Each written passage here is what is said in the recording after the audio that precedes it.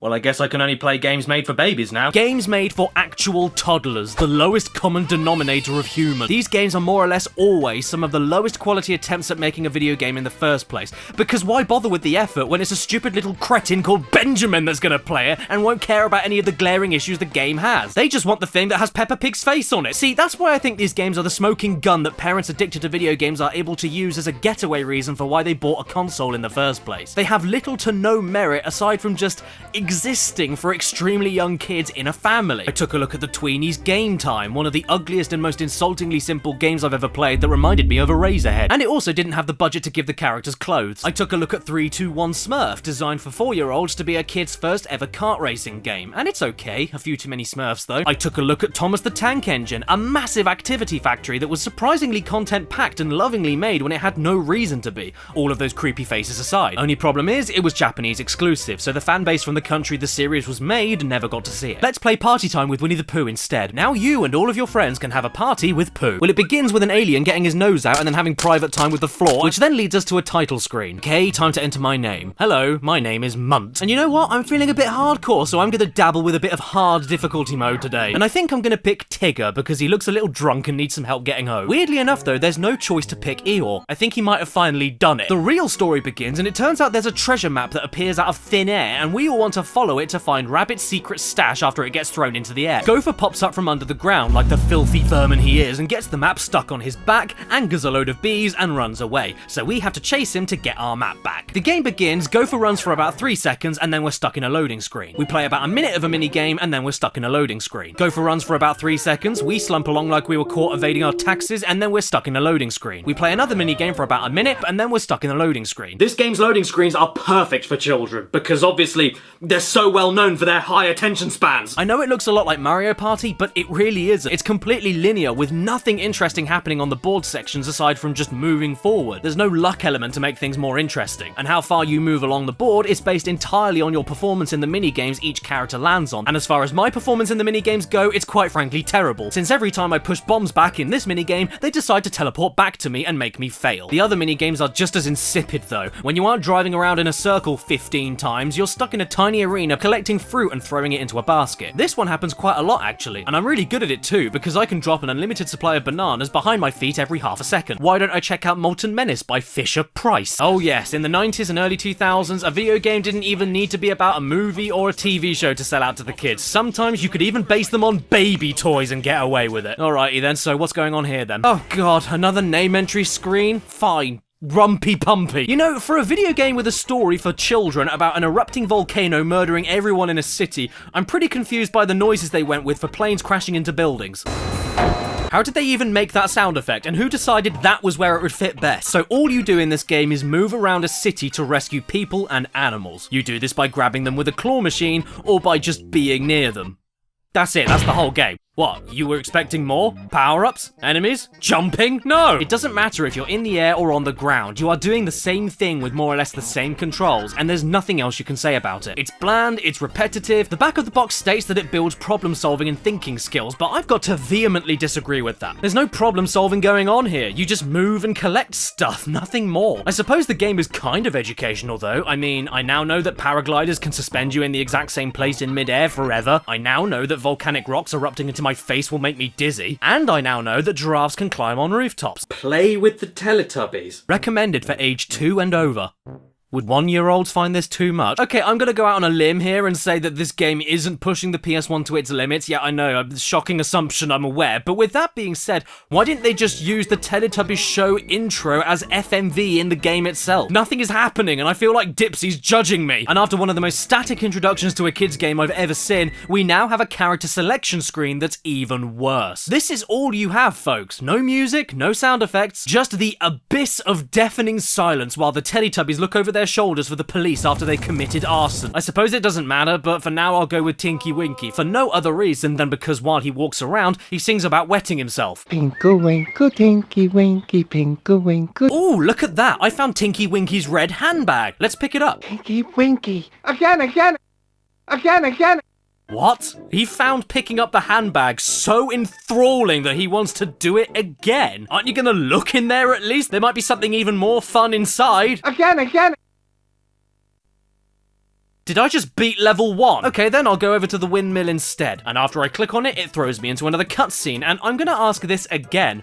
Why, when there's so little on this disc to begin with, don't they just use clips from the show whenever there's a cutscene that copies exactly a part of the show? It would look so much better than this. I don't want to see the Teletubbies twitching on the floor after being beaten up and mugged. Oh, okay, so they can use FMV. They just chose not to for whenever the Teletubbies are on screen. You know, the things that the game is about. You know, if I buy a game called Play with the Teletubbies, I expect a game where I, play with the Teletubbies. If I were a toddler that was a fan of the Teletubbies, why would I bother playing this game where all I can do is watch badly redone scenes of the show with fat and ugly models, when I can just watch the show itself on VHS? Equally, if I wanted to watch random people I don't care about engage in illegal dogfights in the woods, I'd just watch that instead. Oh, Tinky Winky, I like your blowhole. You know what, I'm officially hooked. Let's keep looking around. What's hiding in the game towards the screen then? We go inside, and as soon as we do, the game becomes Resident Evil, complete with pre-rendered backgrounds, fixed camera angles, and utterly horrific atmospheric sound effects in the background. I don't know what to do though, so let's click on this thing. It was time for Tubby Toast. Oh, hello there. Man, why do we have a narrator all of a sudden? The Tubby Toast Maker takes us to a mini-game where we can, what else, make Tubby Toast, then sit down and eat it. And all the while, the vacuum cleaner with eyes stares at you while you eat. Oh, and you can make Tinky Winky cough over and over again like he's dying from the plague. Inside the dome, you can also make a bowl of tubby custard, except you can't, because this simpleton decides to turn on the machine without putting a bowl underneath it first, so it ends up going all over the floor. And instead of cleaning it up himself, the crazy bastard decides to sneak away from the crime scene, leaving footprints of blood in his wake. Oh well, at least Nunu loves a bit of blood. Next up, we have Barbie Explorer. Action as never before. Oh wow, does that mean that Barbie might bend her elbows? And would you look at that, she's actually doing more than using her joints. Check out this epic minecart video sequence. This is some dangerous stuff here. Barbie is looking like she's loving it. She looks pretty excited about death. So in this game, Barbie has taken it upon herself to find the missing pieces of a mystic mirror. But if anything, I'm a little bit confused as to why we're in the middle of a story all about a mystical power that will reawaken and most definitely end humanity if we find all the pieces of an ancient artifact. This is a Barbie game, right? Hang on, sunshine. What do we have here? VR training? What, like in Metal Gear Solid? Now, in virtual reality, you can do all sorts of things with Barbie, like teleport onto swinging vines, walk like an old lady with rickets, not jump onto climbable walls because God forbid we put any actual fun into our platformer, and then we get absolutely decked in the face by opening doors. What's my name this time? KFC. Because by the looks of it, Barbie could do with one. She looks like if she pushes too hard, she'll snap her legs like a stick. So when we get into the actual game, I'm absolutely shocked to find out that it isn't very good. To begin with, this basically feels like the original Tomb Raider. You don't have tank controls, but everything else you do from climbing to jumping has an abysmal delay to it, which would be fine if the game itself was built around it and wasn't a fast-paced linear corridor platformer like Crash Bandicoot. You try playing a game like Crash where you don't only have Tomb Raider delay, but also a jump arc that you are so committed to once you do it, you basically already had kids with it by the time you land. I mean, it makes sense, everything here has a purpose, but it's easily the stiffest platformer I've ever played. Bubsy 3D isn't this stiff, and at least Bubsy has more directions he can move towards so that his body doesn't constantly clip on angled parts of the wall and make Barbie bring out her funeral fashion pack. I mean, what else do you want me to say? Barbie looks like she has a mustache, there's no sound effects at all while she's pulling rocks that weigh as much as a truck, she outright absorbs herself into the walls, and please tell me, where are you going, Barbie? Egypt, Africa. Egypt is in Africa. But then again, judging by your face, I don't think geography is your strong point. This is a game starring Barbie, all about Barbie, in an action-adventure game with awful controls. I mean, I really can't go into any more...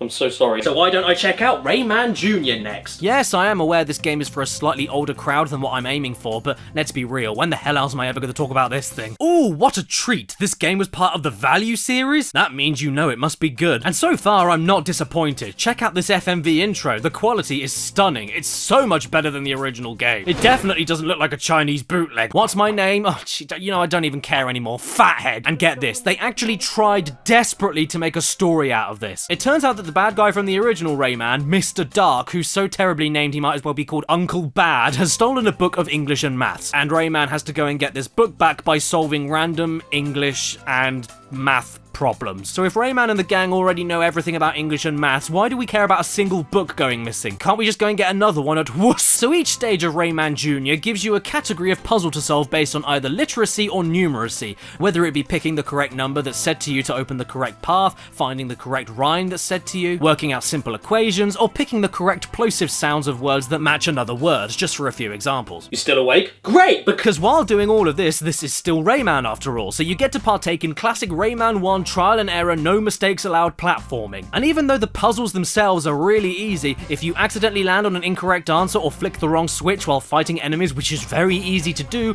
you don't get a second chance, you lose a life. Just like in real school! And this is even assuming you avoid falling off platforms with knockback, which has nothing to do with the incorrect answer, and is just the trial and error gameplay screwing you up. Half an hour of simply walking to the correct number that is spoken to you over and over again while dealing with frustrating platforming. And if you're on your last life and make it to the very last part of a stage only to get hit by the flat end of a pencil because, as we all know, that's the sharpest bit, or get attacked by nothing in the ceiling, you have wasted 30 minutes of your life and have to do all of the mind-numbingly slow and boring question answering again. That's why each stage takes so long. It's the long-winded and ridiculous lengths the game forces you through to answer just one question, which are often extremely slow and boring platforming to begin with. Do you want me to have fun while I learn or not? Oh, and can you imagine doing that with Rayman? Rayman Junior is the ultimate joke game for strict parents. I mean, you can just imagine a kid back in the day asking for Rayman on the PS1 for Christmas or something,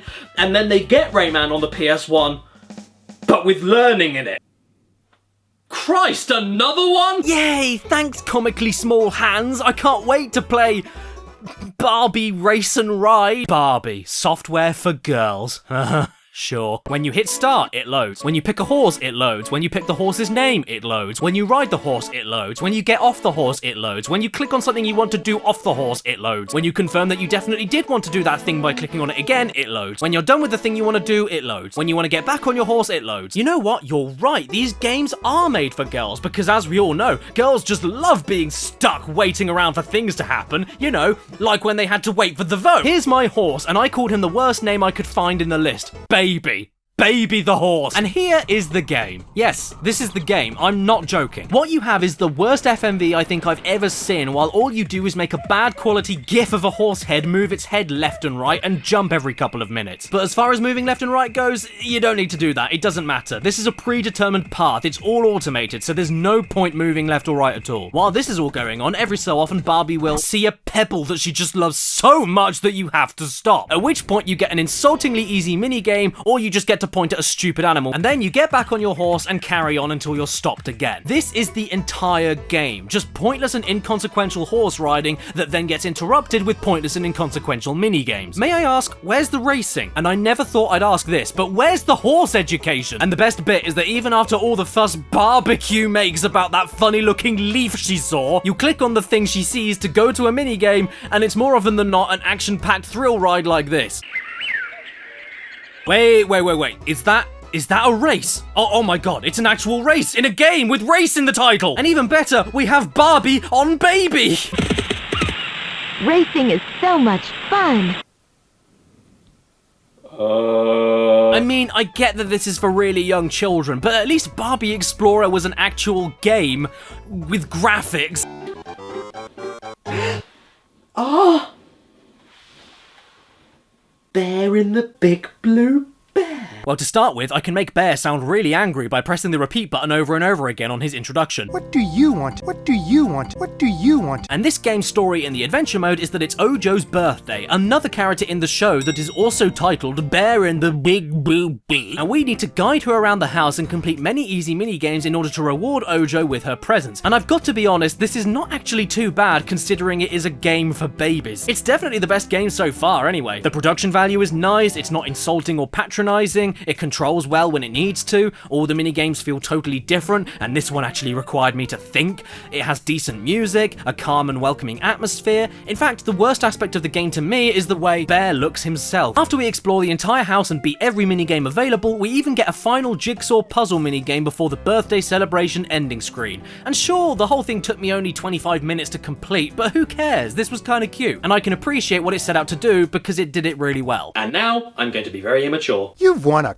Yeah, I did. First up, Elmo's Letter Adventure, because of course, a game teaching children about how easy it is to spell is best left to a show that looks like it should be called Sesame. So what do we do in Sesame Street Elmo's Letter Adventure? We walk around left to right to talk to the other residents of the street, and they give us new missions to go all over the world and find the letters of the alphabet. And I've got to give it to Elmo, he doesn't mess around with what he wants. Would you like to travel with me and explore the alphabet in a whole new galaxy?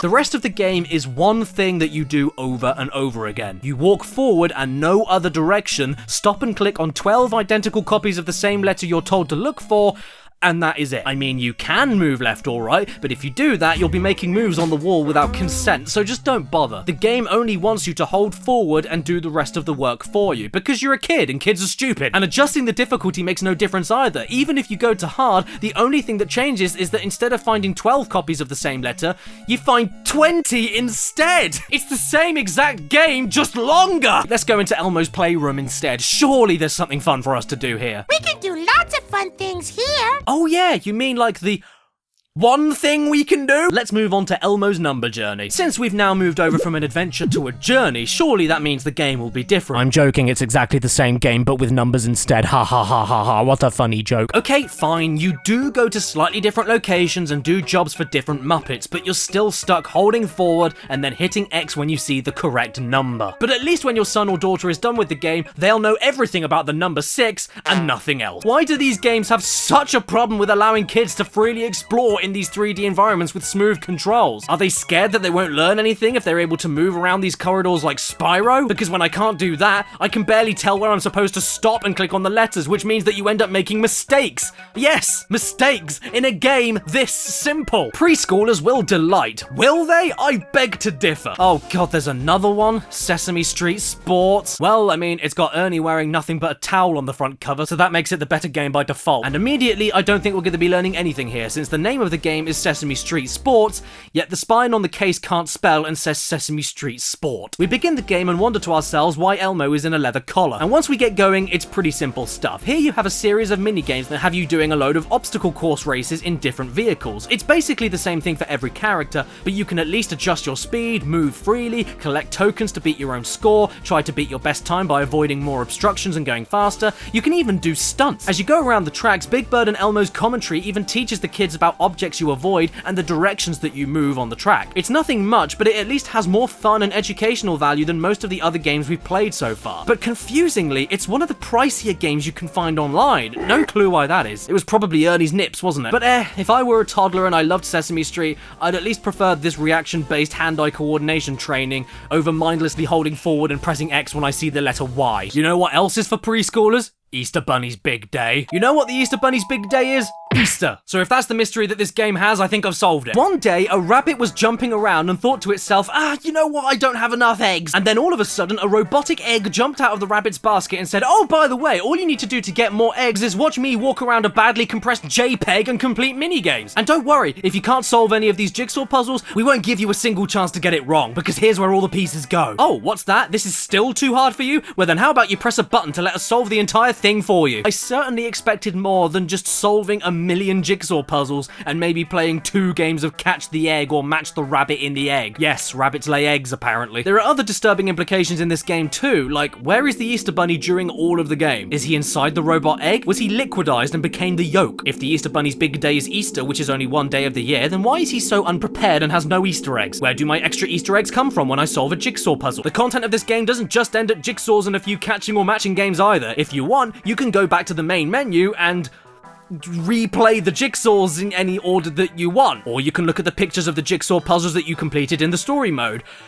but slightly bigger. If you don't want to do any of that though, at the end of the story mode, which will take you about 16 minutes, you have to wind up the robot because it dies, and then your reward for finishing everything is to watch the robot walk very slowly all the way to the school to give the Easter Bunny's egg sack to the good little boys and girls of Pissington Hill. I'm not done with baby games for the PS1. There are tons left to get through, but I'll save them for another time. Get excited though, because for this video, I've been using my new hacked PS2 to record all of the footage you saw today, and this monster can play any PS1 or PS2 game from any region, which means I can play more USA exclusive games like Easter Bunny's Big Day, so get ready for Arthur Ready to Race and My Disney Kitchen because I can play them now. I also need to get a working copy of Bob the Builder because this one I have is wrecked and refused to work. And just like your daughter that you left unattended, I think it's about time we put this video to bed.